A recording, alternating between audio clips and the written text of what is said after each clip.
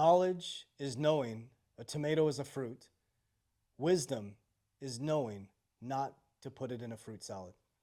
Chase. I heard this and it radically transformed my life. I realized that there's a lot of people that have a lot of knowledge but no wisdom. And unfortunately, in our schooling systems, our government, and our ecosystems, we've been taking advice from people who have a lot of knowledge, who are the tomato. And these very same people don't have the wisdom to not put it in a fruit salad. So, what I think about is kingdom building, kingdom energy in a biblical way.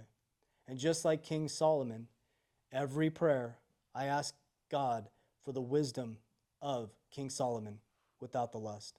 So I want you to think about that for just a moment. Knowledge is not power. Knowledge enacted upon for a long enough period of time, falling down enough times, failing enough times, getting back up enough times to gain the wisdom to know not to put the tomato in the fruit salad. That is true wisdom. That is how wealth is built. That's how a legacy is built. So remember, knowledge is not power. It's a knowledge enacted upon knowing that you're guaranteed to fail 100% of the time. So when I started to realize that reading books all day, studying podcasts all day without any action is just energy. It's just wasted. But when I started to read the books like Richest Man in Babylon, Think and Grow Rich, the Bible, and I started to practically put these things into my life, like leading my business the kingdom way, then I started to see the radical transformations.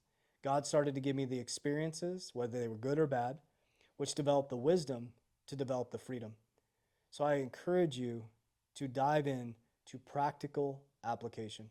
You can study all day how to hit a baseball, but until you get up to bat and you take the swings, you're never going to hit a home run.